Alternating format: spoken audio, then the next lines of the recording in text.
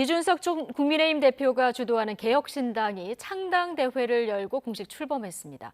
오늘 창당대회에는 제3지대 인사들이 총 출동하면서 세를 과시했는데요. 총선에서 어느 정도 바람을 일으킬지 두 분 모시고 얘기 나눠보겠습니다. 이종훈 평론가, 차재훈 부산 가톨릭대 특임교수 나와 계십니다. 어서 오십시오. 예, 안녕하세요. 안녕하십니까. 자, 개혁신당 오늘 출범했고요. 이준석 전 국민의힘 대표가 또 대표로 추대가 됐습니다. 이미 당원 5만 명 확보를 했고 넘게 그리고 창당 요건도 다 갖췄는데 자, 지금까지 잘 순항하고 있다고 보십니까? 뭐 지금까지는 속도 면에서나 네. 또 당원 규모 면에서나 또 뭐 계속 또 정책도 발표했잖아요. 그 와중에 그러니까 매우 순항 중이다. 매우 일단 순항 이렇게 중이다. 이제 봐야 예. 될 것 같고요. 현재 이미 창당을 했거나 창당을 준비 중인 그 제3지대의 이제 새로운 신당들 중에서는 가장 지금 앞서가고 있는 그런 네. 그 상황이 아닌가 이렇게 생각을 합니다. 네, 오늘 뭐 얘기하면서 울컥울컥 몇 번 하던데요. 네. 좀 보셨겠지만 자, 오늘 이 자리에 있었던 김종인 위원장 같은 경우는 뭐 50에서 60석 정도 만약에 빅텐트에 다 모이게 된다면 가능할 것이다 이런 얘기도 했는데 오늘 뭐 창당하는 날이니까 이런 얘기도 해주셨을 수도 있겠습니다만 어떻게 전망하십니까? 뭐 사실 이 개혁신당의 이번 창당 모습은 네. 우리의 기존 정치 문법하고 좀 다른 측면이 분명히 있거든요. 네. 앞서 말씀하신 것처럼 지금 이 창당에 지금 5만 명이 넘는 이 지금 당원이 모여 있잖아요. 거의 절대 다수가 온라인으로 모여 있다는 겁니다. 네. 온라인으로 모여 있다는 그 자체가 상당히 이 당원들의 이거 일종의 뭐랄까 이 정치 참여 동기가 어느 정당보다 높다는 거죠. 그만큼 자발성이 뛰어나니까.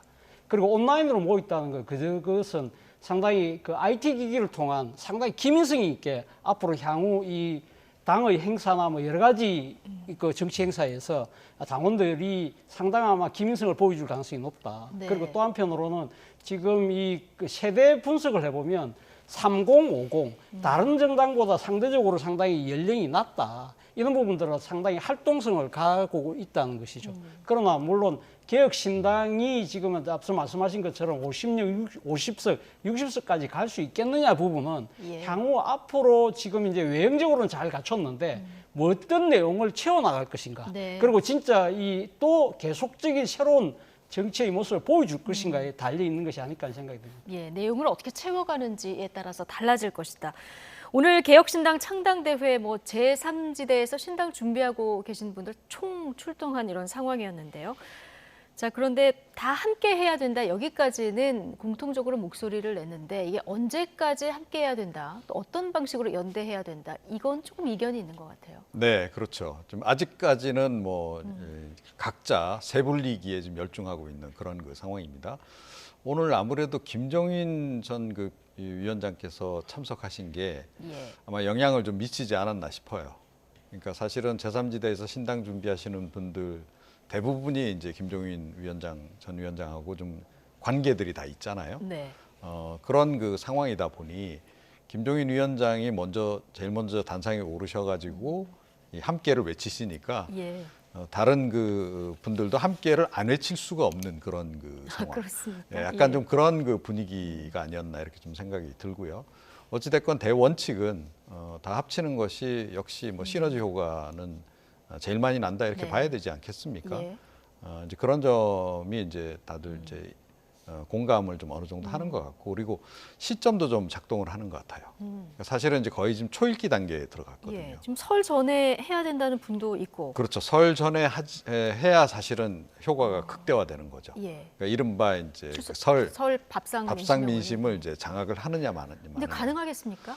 뭐 사실은 이제 속도 내기 따라서는 이제 가능도 하다라고 예. 좀 생각을 해요. 그러니까 가장 이제 좋은 방법은 지금 창준이 만들고 창당 준비하시는 분들이 그 전까지 빨리 창당 절차를 마쳐야 되는데 만약에 마칠 수 없다면 그 전에라도 통합 협상을 해서 그러니까 어느 한쪽으로 좀 이제 합치는 편이 훨씬 더 나은 거죠. 예. 그러니까 신당 창당하는 과정이 이제 상당히 어렵고 일단 신당 창당하고 나면 또 당대당 또 이런 이 합의 과정이 진행되다 보면 그게 또 시간이 또 꽤 네. 걸리거든요. 그래서 그 부분을 이제 각자 지금 특히 창당 준비 중인 그런 그 창준이 단계에서는 좀 고민을 좀 해봐야 되지 않을까 그런 예. 생각입니다. 자, 그런데 다른 신당 그룹들이 속도를 낸다고 해도 이준석 전 대표는 좀 자강론을 먼저 지금 펴고 있는 이런 그렇죠. 상황이라서요. 예. 지금 뭐 아무래도 뭐 개혁신당이 지금 다른 지금 5개의 부류가 지금 되지 않습니까? 그 중에서 상당히 그러니까 상대적으로 지지율이 많이 나오고 있다. 그리고 또 한편으로는 본인이 향후 만약에 만들어지는 빅 텐트에 있어서의 주도권을 갖고 가기 위해서도 서둘 필요가 없다는 생각을 갖고 있는 것 같아요. 근데 결국 앞으로 지금 제가 생각했을 때는 이 골든 타임이라는 그 이 지점, 그러니까 설전에 합치는 것도 중요하지만 예. 그거 못지않게 중요한 것이 저는 골든 타켓이 아닐까. 그러니까 지금 아마 지금 개혁신당을 비롯해서 제3지대 빅텐트에 참여할 이 정치 세력들이 저는 뭐 제가 생각했을 때는 그렇습니다. 첫 번째는 지향점이 국민들에게 뚜렷하게 부각이 돼야 된다는 거죠. 소위 말하는 반윤석열, 반 이재명 가지고 뭉친다는 식으로 보여서는 안 된다는 겁니다. 네. 새로운 시대의 새로운 이 정치를 열어갈 수 있는 가치와 비전을 어떻게 보여줄 것이냐의 부분이고, 또 하나는 이렇게 5 세력이 모일 경우에 소위 말해서 정치적인 구태로 비출 수 있는 나눠먹기, 주고받기식의 그런 형태가 아니라 소위 말하는 개혁적 통합을 이뤄낼 수 있느냐의 예. 부분이고요. 또 한편으로는 지금 아마 이 빅 텐트를 치게 되면 아마 이 지금 이 선거 용지, 투표 용지에 들어가는 기호 3번에 상당히 집착한다는 이야기들이 많이 나오거든요. 물론 기호 3번을 갖게 되면 어드밴티지가 많이 늘어나죠.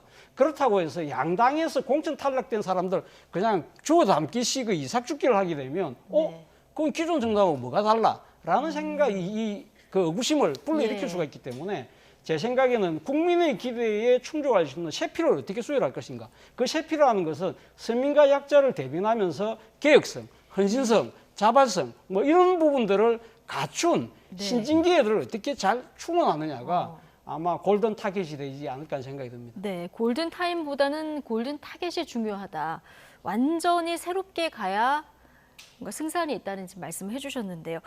그런데 이제 문제는 화학적 결합인데요. 얼마 전에 이준석 대표가 노인 무임승차 이 폐지 정책을 들고 나오지 않았습니까? 당장 이원욱 의원이 이거 2030 표를 노린 갈라치기다 이런 얘기가 나왔는데 지금 이준석 전 대표는 속도를 내고 있는 상황이니까요. 계속 이런 정책들을 발표할 테고 이게 네. 반복되다 보면 같은 텐트 안에서 모일 수 있을까? 자, 이렇게 좀 보시는 분들도 계시던데요. 네, 뭐 이제 그게 일종의 반작용으로 좀 작동을 해서 서로 합치는 게 좀 어려워질 수도 있겠다. 예를 들어서 뭐 정책과 관련한 이견 이런 것들이 이제 그 이른바 지분 나누기 이외에 또 다른 변수로 불거지면서 이제 서로 도저히 같이 함께할 수 없는 그런 상황, 그런 상황으로까지 이제 갈 수도 있는 거 아니냐 이런 관측도 좀 나오고 있는 건데요. 근데 사실은 그거는 좀 하기 나름이 아닌가 이렇게 생각이 일단 들고.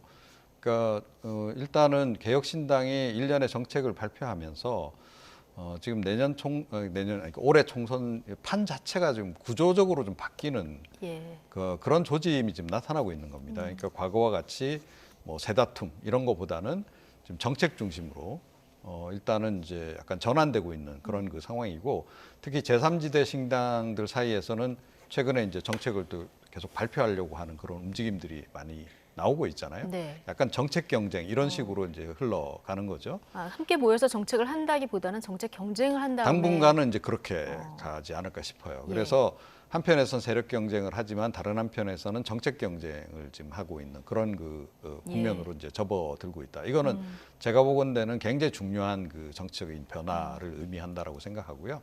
그런 정책 경쟁을 하는 과정에서 서로 뭐 이견이 너무 커져서 도저히 할 수 없는 경우도 있을 수 있겠지만 정책 경쟁을 하다 보면 또 상호 보완되는 지점도 의외로 많이 발견할 수 있을 것이다. 예. 그러니까 각 세력들이 발표하는 정책들이 그러니까 이 다른 그 세력들에서 발표하지 못하는 부분들을 이제 커버를 해주는 그런 부족한 부분을 메워주는 그런 그 상황으로 전개될 네. 수도 있다라고 봐요. 그래서 그런 것까지도 고려하게 되면 이 정책적 이견을 놓고 뭐 이것이 뭐 결정적인 변수가 될 거다 이렇게 얘기하는 것은 좀 아직은 조금 그 좀 이른 단계가 아닌가 예, 이렇게 우리 뭐저 생각합니다. 경쟁이 될 수도 있다.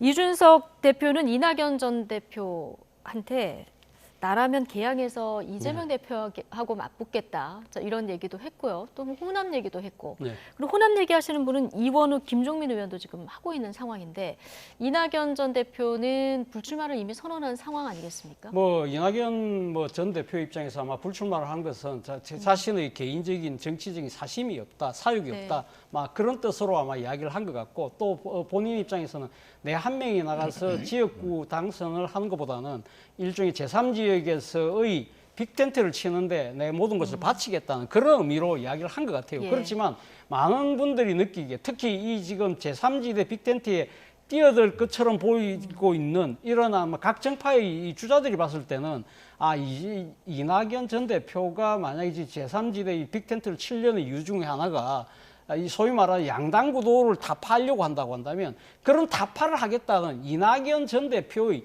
결기를 보여라. 온몸을 다 던지는 모습을 보여라. 네. 그런 것을 아마 주장하기 위해서 지금 지역구 출마를 이야기하고 있는 것 같아요. 실제 만약에 이낙연 전 대표가 어느 특정 지역을 정해서 뛰어들 경우에는요. 상당한 아마 유수의 중심에서 아마 네. 계속적으로 이야기가 될 수밖에 없고 그렇게 될 경우에는 이 제3지대 빅텐트도 계속 유수의 관심을 받을 수밖에 없잖아요. 그리고 또 이낙연 전 대표가 직접 플레이어로 뛰게 되면 양당의 틈새를 벌릴 수가 있거든요. 예. 그리고 또 한편으로는 이낙연 전 대표가 계속적으로 뭔가 화제를 만들어내고 이 유권자들의 그러니까 시선을 갖고 가게 되면 소위 말하는 이 지금 민주당 내에서의 비명계들 중에 저 제3지대 될까 간망 중인 의원들이 예. 예를 들면 뛰어들 수 있는 그런 견인 효과도 있기 때문에 그런 모든 것들을 고려해서 양쪽에서 그런 이야기를 놓고 있는 것이 아닐까라는 네. 생각이 듭니다. 만약에 이낙연 전 대표가 불출마 의사를 좀 접고 출마하게 된다고 하면 어딘가 그러면 그 효과는 얼마나 있을 거라고 보십니까? 근데 지금 제3지대 신당 입장에서는 사실은 조금 인재가 부족한 상태 아니겠습니까? 예. 그런 상황이라고 한다면 이낙연 전 대표 정도의 중량급 인사라면 사실은 당연히 좀 출마를 하시는 게 맞죠. 더욱 네. 특히 이제 험지 출마 예. 이런 거를 통해서 이제 본인이 좀 돌파구를 열어가는 그런 역할, 그런 역할을 해주면 지금 제3지대 신당에서 이제 함께 하려고 하는 그런 젊은 그 후배 정치인들 입장에서는 일단 기운이 많이 나겠죠. 그리고 어찌됐건 뭐 이제 이 전반적인 분위기 자체가 약간 흥행 효과도 예. 상당히 좀 이제 누릴 수 있는 그런 부분도 좀 있습니다. 그래서 호남보다는 험지로 가야 된다. 그렇죠. 나오게 된다면 예, 그렇게 보시는군요. 생각하고요. 사실은 지금 이제 호남에서도 최근에 아직까지는 이낙연 바람이 뭐 불고 있지는 않은 그런 상황이에요. 그래서 호남 지역도 좀 설령 이낙연 전 대표라 하더라도 쉽지는 않을 거다 이런 얘기도 좀 나오긴 하는데 뭐 저는 호남도 한번 도전해 볼 필요는 있다라고 저는 생각이 들고요. 그러니까 아주 수도권과 같은 극험지는 아니지만 예. 그래도 이제 그쪽도 험지에 속하기 때문에 호남 출마도 저는 괜찮다고 생각을 하고요. 예. 그것보다는 좀 더 수도권의 정말로 진짜 험지라고 생각이 되는 특히 이재명 대표의 이른바 개딸 정치에 반발을 해서 지금 나오셨잖아요. 그렇다라고 한다면 이재명 대표하고 정면 승부를 좀 벌이는 설령 이제 대결에서 좀 예. 패하더라도 선전하는 그런 모습이라도 보인다면 이제 다른 제3지대 신당의 후보자들 입장에서는 큰 원군이 되는 그런 그 효과가 있다 이렇게 네. 생각을 합니다. 뭐 여러 가지 목소리를 듣고 어떤 결정을 할지는 좀 지켜봐야 될 것 같고요. 자, 보수 유권자를 놓고 이제 경쟁을 해야 되는 상황이다 보니까 이준석 대표가 한동훈 비대위원장에 대한 견제구도 계속 날리고 있는 이런 상황인데 특히 김건희 여사 명품백 수수 의혹 관련해서 좀 파고드는 발언들을 최근에 내놨어요. 아무래도 김건희 여사 리스크가 국민의힘 입장에서는 가장 큰 아킬레스건 아니겠습니까? 네. 사실 어떻게 보면 김건희 여사의 리스크라는 것이 이번에 사실 많이 드러난 부분이 김건희 여사에 대한 특검법을 거부권을 행사를 했잖아요. 역대 대통령 중에서 가족과 관련된 이 특검법을 거부한 경우는 첫 번째 사례다. 그런 부분들이 사실 어떻게 보면 이 윤석열 대통령이 정치권에 뛰어들 때 내걸었던 캐치프레이즈가 공정과 상식인데 그런 부분이 맞을까? 일종의 뭐랄까요? 그러니까 지금 대통령 거부권의 사유 아니냐는 그런 이야기가 되면서 과거 이 문재인 정권을 공격했던 내로남불, 위선 이런 부분들이 오히려 오롯이 지금 국민의힘이 맞을 수밖에 없는 상황이다. 그리고 특히 이재명 대표의 방탄을 하는 정당이라고 공격했던 그 방탄 프레임이 오히려 김건희 여사를 보호하는 방탄 프레임으로 지금 되돌아오는 수밖에 없는 거잖아요. 그리고 특히 이 명품백 수수와 관련된 부분에 대해서는 뭐 지금 뭐 국민의힘에서는 악의적인 정치 공작에 의한 희생양처럼 이야기하지만 국민들 눈에서는 그것도 맞는 이야기긴 하지만 그래도 대통령 부인이 이 명품백을 아무런 끄리낌 없이 받는 듯한 모습이 담긴 영상을 보고 상당히 국민들이 의아해하고 네. 심지어는 분노에 찬 목소리를 내드시는 분들이 꽤 있거든요. 예. 이런 부분들을 상당히 공격을 하는 상황이 된다고 한다면 국민의 입장에서는 아무래도 흔들릴 수밖에 없는 거죠. 예. 특히 지금 한동훈 비대위원장이 취임하면서 많은 분들이 생각했을 때 한동훈 체제가 들었으면 달라질 거야라고 했던 부분이 예. 국민의힘이 용산의 출장소를 벗어나서 윤 대통령의 생각과 의지라는 윤심에서 좀 자유롭지 않을까라고 예. 봤는데 그 문제에 대해서는 아무런 이야기를 못 하고 있다. 그 생각을 한다고 한다면 상당히 타격이 될 수밖에 없죠. 그렇기 때문에 이준석 전 대표 입장에서는 거기다 집중적인 타격을 가할 수밖에 없는 상황인 것 같습니다. 예. 한동훈 비대위원장이 취임한 지 한 달 정도 됐는데 뭐 정치인 한동훈 이미지를 각인시키기는 뭐 충분했다 이런 평가들이 나오는데 이게 당 지지율로 연결이 안 되는 상황. 아마 한동훈 위원장도 이걸 잘 알고 있겠죠. 그래서 그런지 최근에 이 명품백 관련해서 지금 말씀하신 이 부분 관련해서 기존 입장하고 조금 다른 국민들이 걱정할 부분이 있다고 나도 생각한다. 여기까지 좀 얘기가 나온 상황이거든요. 네. 뭐 한동훈 위원장이 좀 뭔가 좀 달라져야겠다 이런 생각을 하고 있는 걸까요? 저는 김경률 비대위원하고 약간의 협업을 좀 하고 있는 게 아닌가, 역할 분담을 좀 하고 네. 있는 게 아닌가 싶어요. 그러니까 두 분이 뭐 원래 좀 가까운 사이이기도 하고 어찌됐건 뭐 김경률 비대위원은 한동훈 비대위원장의 뭐 측근이라고 이제 우리가 분류를 할 수밖에 없는데 김경률 비대위원이 제일 먼저 이 김건희 리스크를 거론하고 나섰단 말이죠. 그러더니 최근 들어서는 집중적으로 이 명품백과 관련해서 언급을 많이 하고 있고 대통령 부부의 사죄를 또 굉장히 요청을 네. 하고 있고 일종의 악역을 지금 맡는 거죠. 배드캅 역할을 지금 역할 하는 분담을 겁니다. 좀 하고 있다. 한동훈 이렇게 위원장은 본다. 그 정도로까지 강하게 지금 이야기는 안 하고 있어요. 하지만 원칙을 지금 계속 이야기를 하는데 원칙이 뭐냐면 국민들의 우려도 함께 고려를 해야 된다. 이런 기조의 얘기를 계속 하는 거죠. 이건 뭐냐면 지금 김경률 비대위원의 지적이 한편에서는 일리가 있다. 이런 얘기를 하는 거거든요. 네. 사실은 만약에 이 김경률 비대위원하고 서로 사전 교감이 없었다라고 한다면 그동안의 한동훈 비대위원장의 어떤 윤석열 대통령하고의 관계라든가 이런 걸 고려해 볼 때는 제지를 해야 맞는 거죠. 김경률 비대위원을 그런 발언을 왜 하느냐 하지 마라. 네. 이렇게 해야 되는데 안 말리고 있다는 거고 오히려 김경률 비대위원의 발언이 한편에서는 일리가 있다라는 식의 얘기를 좀 하고 있다라는 거는 한동훈 비대위원장도 이제 굉장히 소심한 형태긴 한데 예. 차별화에 좀 나선 상태다. 네. 그러면 한 위원장이 왜 이렇게 차별화에 나서게 됐을까 하는 거예요. 조금 전에 말씀하셨듯이 초반에는 아마 이런 기대를 했을 겁니다. 자기가 이렇게 비대위원장이 되면 심지어 중도층 표심까지도 확 움직이면서 아마 이 국민의힘 지지율도 올라가고 또 자기 덕분에 대통령 지지율도 올라가고 이러지 않을까라고 기대를 했을 거예요. 그런데 그렇지 않다라는 거죠. 예. 찻잔 속 태풍에 지금 그치고 있단 말이에요. 자, 이런 상황이 되니까 이대로 가다가는 내 자리가 위험할 수도 있겠다. 네. 그리고 뭐 총선 어찌됐건 승리를 이끌어내야 되는데 거기에도 차질이 오겠다라는 판단을 좀 하게 된 거 아닌가. 예. 그리고 뭐 아시다시피 지금 조중동조차도 처음에 한동훈 비대위원장 될 때 외연 확대 이거 별로 가능성 없다라고 하면서 굉장히 반대를 했었어요. 그리고 한동훈 비대위원장이 이제 비대위원장 되고 난 이후에는 역시 차별화를 해야 된다라고 계속 강조를 해 예. 왔다는 거죠. 근데 본인도 이제 생각해 보니까 이거 너무 차별화 안 하다가는 큰일 나겠다는 생각이 좀 들은 거 아닌가. 그런 자각 증세를 반영해서 지금 소심한 그런 차별화에 나선 상태인데 여기에 대해서 지금 대통령실이 벌써 지금 견제를 좀 하고 있잖아요. 예. 예. 그런 상황이기 때문에 과연 이렇게 이 한동훈 비대위원장의 의도대로 흘러갈지 여부는 좀 네. 불확실하다 이렇게 생각합니다. 의도대로 흘러갈지는 좀 불확실하다. 지금 당내에서는 김건희 여사가 사과를 해야 된다, 안 된다 이제 의견이 갈리고 있는 상황인데 특히 수도권 의원들 중심으로 좀 사과를 해야 된다 이 목소리가 강한 상황입니다.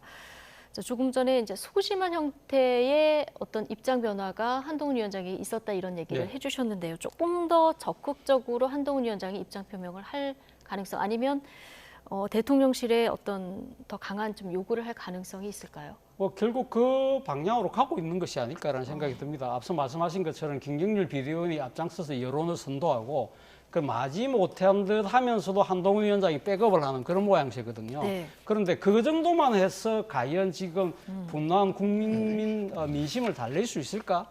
라는 부분을 아마 지켜보겠죠. 그러나 예. 그런 부분들이 실제적으로 국민의힘의 지지율의 반동으로 나타나지 않을 경우에는 한동훈 위원장 입장에서는 상당히 절박할 수밖에 없잖아요. 그렇다고 한다면 좀 더 강한 목소리를 낼 가능성이 있다. 말씀하신 것처럼 용산에 대해서 결자 해지를 이야기할 수 있는데 저는 결자 해지라는 것 자체는 아무래도 지금 이 상황에 대한 설명 그렇잖아요. 그리고 아마 또 이 사과할 부분이 있으면 사과하는 것 정도. 그리고 또 이와 관련해서 지금 어떻게 보면 지금 용산 대통령실에서 할 수 있는 것이 제2부소식 설치. 예. 그 정도까지가 아마 용산에서 할 수 있는 건데 네. 거기서 끝난다고 한다면 과연 한동훈 위원장이 나선 효과가 저는 상당히 아마 오히려 반감되지 않을까 하는 생각이 들어요. 저는 좀 더 플러스 알파가 필요하다. 예를 네. 들면 지금 제2부속실하고 같이 거론되는 것이 특별감찰관 임명인데 네. 특별감찰관 임명은 국회에서 출처를 해야 되기 때문에 이런 부분들이 아마 여당이 적극적으로 좀 이렇게 의지를 내세워서 네. 좀 서둘 필요가 있고요. 더 나아가서는 제가 생각했을 때는 그렇습니다. 지금 명국백과 관련해서 그냥 대국민 사과로 끝날 문제는 아니라는 것이죠. 이거는 이 부정청탁 방지법, 소위 말하는 김영란법을 위반했다는 지적이 끊임없이 제기되고 있거든요. 특히 지금 일부 시민단체에서는 이와 관련해서 관할 지금 부처인 국민권익위에다 신고를 해놨는데 이게 지금 어떻게 되고 있는지 국민들이 알지를 못해요. 네. 이런 부분들에 대해서 한동훈 위원장이 국민권익위 당당히 조사해라 이야기도 하고 그리고 또 현안이 있지 않습니까? 지금 김건희 특검법에 대한 거부권 행사는 했습니다만 아직 제2 표결은 안 됐잖아요. 네. 그렇다고 한다면 한동훈 위원장 입장에서는 우리가 총선용 합법이기 때문에 총선 전에는 할 수 없지만 예를 들면 우리가 총선 이후에는 이 지금 야당이 단독으로 통과시켜놓은 김건희 특검법의 독소조항들 빼고 이 어떤 식으로든 특검을 실시하도록 하겠다는 정도의 의지는 보여줄 필요가 있다. 그래야만 한동훈 비대위 체제가 할 말하구나라는 인식을 얻을 수 있지 않을까. 그래야만 지지율도 따라 올라가지 않을까 하는 생각이 듭니다. 이 정도는 해야 달라졌다. 네. 국민들이 그렇게 평가한다는 거죠. 자, 이렇게까지 변화가 될 수 있을지는 좀 지켜봐야 될 것 같고요. 자, 이재명 대표 얘기도 좀 해볼까요? 이재명 대표 이제 당무에 복귀했고 기자들 여러 질문에 인천 계양을 출마하냐 이 질문이 당연히 있었겠죠.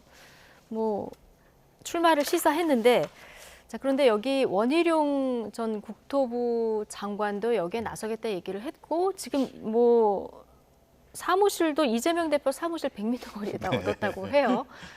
자, 뭐 명룡 대전 뭐 성사 된다고 하면 이게 뭐 가장 빅매치가 되겠죠? 뭐 아무래도 네. 이제 야당의 제1야당의 것도 대표기 때문에 이제 그렇게 판이 좀 이제 커진다 이렇게 이제 일단 봐야 될 것 같고요. 사실은 네. 그 점을 노리고 지금 원희룡 전 장관도 여기에 출마하겠다 이야기하는 거 아니겠습니까? 뭐 가장 기본적으로는 대권 주자로서 본인의 몸값을 좀 올리겠다. 이제 결국 그건 거죠. 지금 이번 총선이 이제 한동훈 비대위 이 원장 중심으로 이제 치러지면서 한 위원장은 지금 어찌됐건 이 범 여권 내에서는 상당한 그 효과를 좀 누리고 있잖아요. 개인적인 효과입니다. 그래서 지금 뭐 그 어떤 대권 주자로서의 어떤 지지율이라든가 이런 거는 거의 보수 지지층 내에서는 압도적일 정도가 이제 됐는데 이거는 이제 그 원희룡 전 장관 같은 이제 대권 주자 입장에서는 굉장히 안 좋은 지금 악재가 불거지거나 다름없는 거죠. 대선 구도로 간다고 생각했을 때. 예. 그걸 만회하기 위해서라도 본인이 좀 최강자하고 네. 그러니까 야권의 제1주자, 대권 제1주자하고 맞붙어야 자기가 좀 그래도 좀 지지율을 올릴 수 있다 이 판단을 하는 거고 그래서 이제 도전장을 이제 내민 그런 그 상황인데 이재명 대표가 그런데 과연 이 부분을 그렇게 아파할런지는 잘 모르겠어요. 예, 그러니까 원희룡 전 장관 정도가 자기 상대라고 네. 과연 여길까? 예, 그건 조금 의문입니다. 예.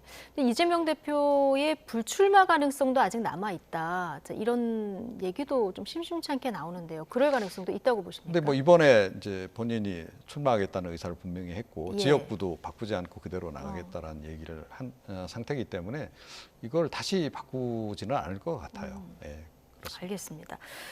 자, 그렇다면 이제 원희룡 전 장관이 개항을에 갔을 때 승산이 있을까? 자, 이 부분을 좀 봤을 때 사실 개항을이 국민의힘 입장에서는 험지 중에 뭐 하나라고 볼 수도 있을 것 네. 같은데 정봉주 전 의원은 뭐라고 했냐면 이재명 대표 사진만 갖다 놔도 뭐 이길 거다 이런 표현을 썼던데요.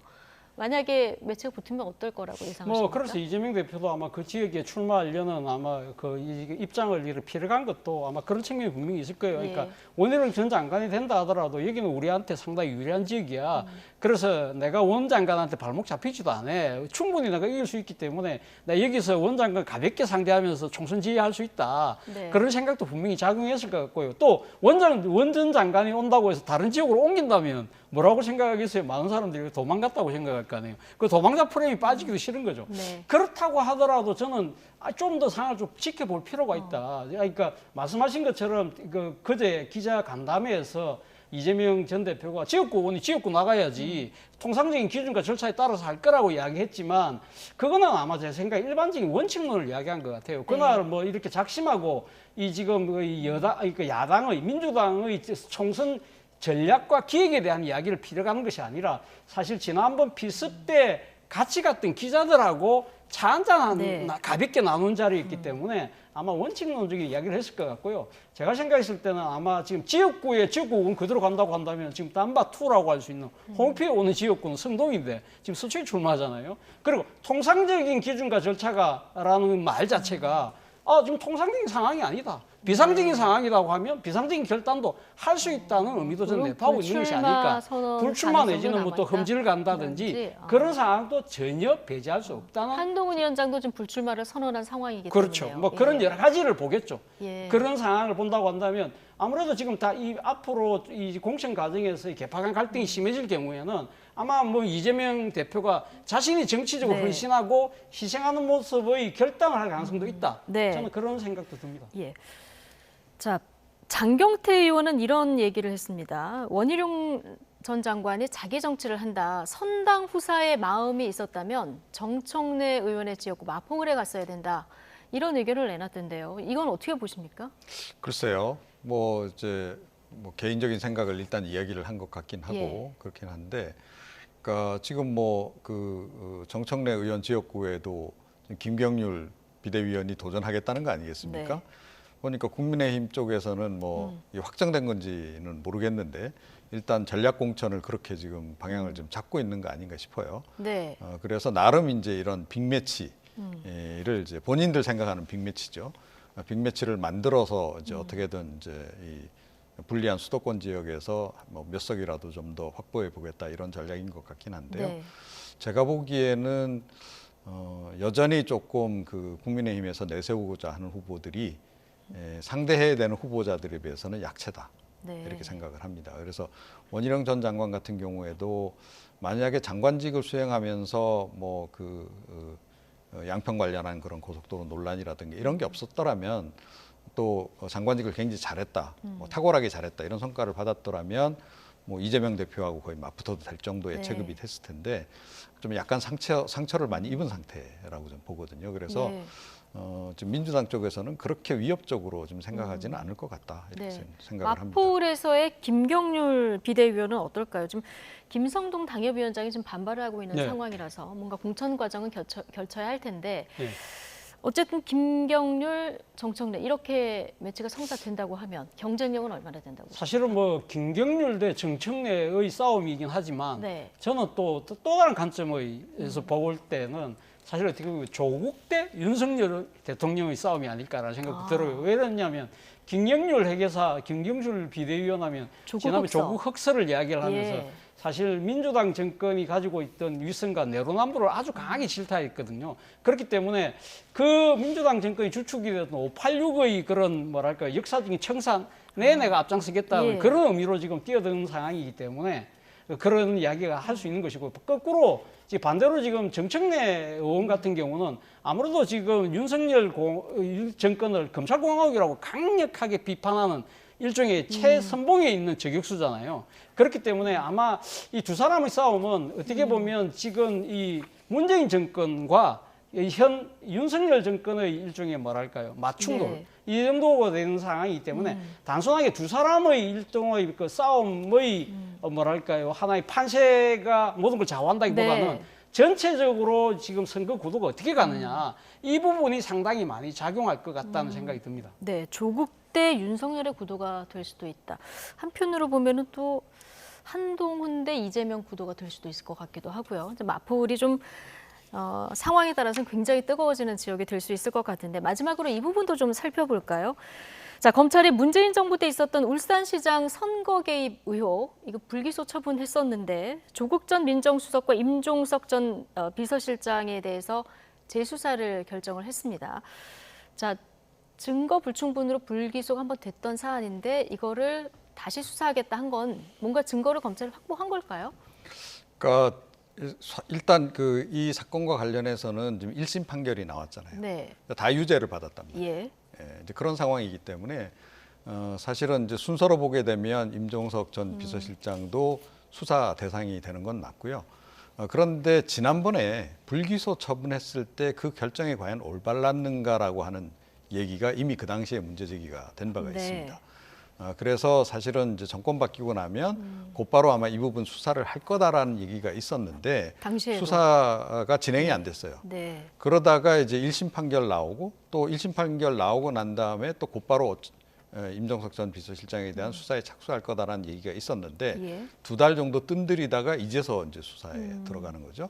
이제 그러다 보니까 좀 오해를 사는 겁니다. 이게 결국은 뭐 총선 때 네. 이 이슈도 활용하기 위해서 좀 검찰이 좀 시기를 좀 조절한 거 아니냐. 예. 그런 이제 의혹을 좀 이제 일각에서 제기하고 있는 거고 제가 보기에도 좀 이 수사 시점과 관련해서는 조금 좀 이해가 납득이 안 가는 측면이 좀 있는 건 예. 사실입니다. 네. 이것도 뭐 총선 하려고 해도 후로 하거나 그러니까 사실은 더 이미 일찍 했어야 했어야 되는 하거나, 거죠. 더 일찍 예, 했어야 훨씬 더 하거나. 먼저 했어야 예. 된다고 생각합니다. 자, 당사자들은 반발하고 있는 상황인데요. 네. 이게 선거에는 어떻게 영향이 있을 거라고 보십니까? 글쎄요, 아무래도 지금 수사의 대상이 됐기 때문에 상당히 아마 본인들 입장에서는 상당히 곤혹스러울 수밖에 없는 것이죠. 뭐 조국 전 장관 같은 경우는 검찰의 뭐랄까요, 뭐 상당히 좀 지긋지긋하다. 뭐 예. 그렇지만 부르면 부른 대로 가겠다고 하는데 조국 전 장관 같은 경우는 지금 비례연합신당이라는 아마 그런 이 지금 이 플랫폼을 통해서 자신의 정치적인 하나의 도전을 생각을 하고 있는 것 같아요. 네. 그런 측면에서 본다고 한다면 상당히 아마 좀 이렇게 행보에